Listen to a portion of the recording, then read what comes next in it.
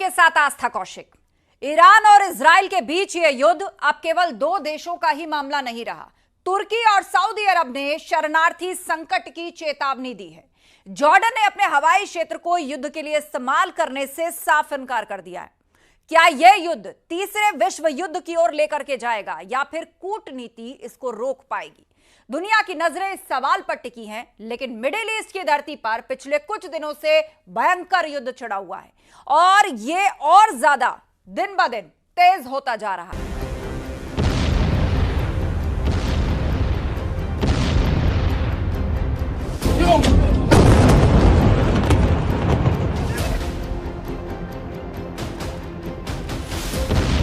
Middle east में आग की लपटें, मिसाइलों की गूंज और युद्ध का तांडव।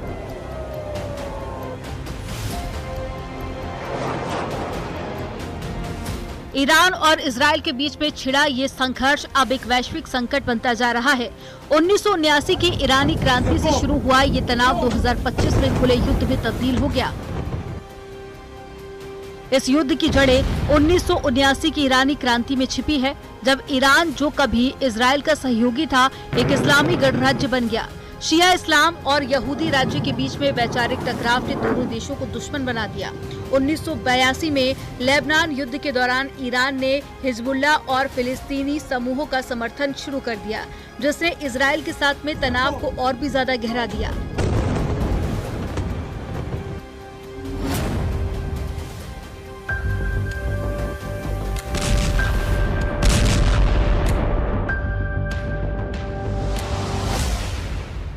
अक्टूबर 2023 तक जब ईरान समर्थित हमास ने इजराइल पर हमला किया, इस हमले में 1200 इजरायली मारे गए, जिसने इजराइल हमास युद्ध को जन्म दिया। इजराइल ने जवाब में गाजा, लेबनान में हिजबुल्ला और सीरिया में ईरानी ठिकानों पर हमले शुरू किए।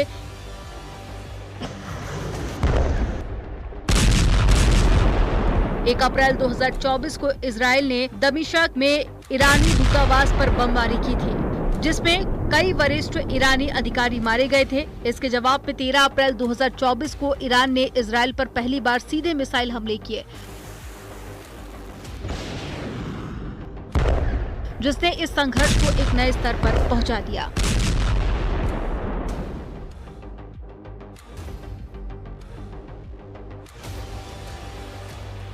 अब 2025 में ये तनाव खुले युद्ध में बदल गया। इजराइल ने ऑपरेशन राइजिंग लॉयन के तहत में ईरान के परमाणु और सैन्य ठिकानों पर बड़े पैमाने पर हवाई हमले शुरू किए।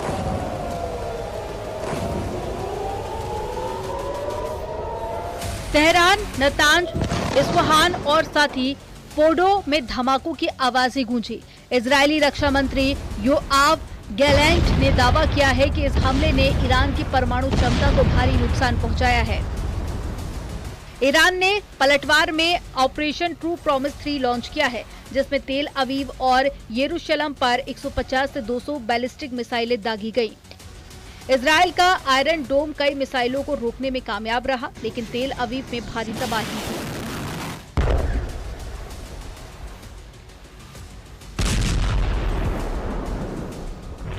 इस युद्ध का सबसे दर्दनाक पहलू है मानवीय क्षति। ईरानी मीडिया के मुताबिक इजरायली हमलों में 78 से 406 लोग मारे गए, जिसमें ज्यादातर नागरिक थे। तेहरान के रिहायशी इलाकों में हमलों ने बच्चों और महिलाओं की जान ले ली। वहीं इजराइल में ईरानी मिसाइल हमलों से कम 24 लोगों की मौत हुई है। ईरान ने अपने सैन्य कमांडरों जैसे कि गार्ड चीफ हुसैन सलामी और साथ ही chief of staff Mohammad Bagheri की मौत की पुष्टि की है, और इजराइल ने भी अपने सैन्य और परमाणु वैज्ञानिकों को खोया है।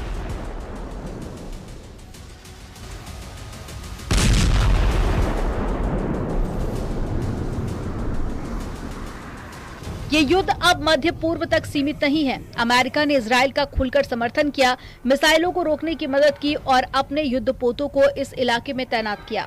राष्ट्रपति डोनाल्ड ट्रंप ने तेहरान को तत्काल खाली करने की चेतावनी दी। ईरान ने जवाब में अमेरिका और ब्रिटेन के जहाजों पर समुद्री हमले की धमकी दी। भारत ने शांति की अपील की और एससीओ के इजराइल विरोधी बयान से खुद को अलग कर लिया। भारत ने ईरान में फंसे अपने नागरिकों, खास करके छात्रों को निकालने के लिए ऑपरेशन शुरू किया और आर्मेनिया बॉर्डर से 100 लोगों का पहला जत्था निकला। और G7 समिट में पीएम मोदी ने इस संकट पर चर्चा की, लेकिन ट्रंप की अचानक वापसी ने कूटनीतिक प्रयासों को झटका दे दिया।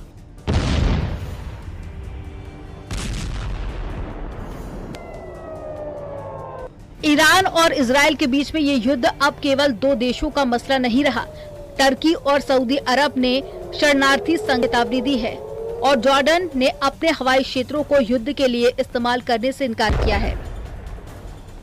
क्या ये युद्ध तीसरे विश्व युद्ध की ओर ले जाएगा या कूटनीति इसे रोक पाएगी?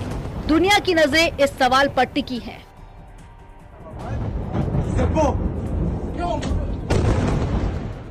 ईरान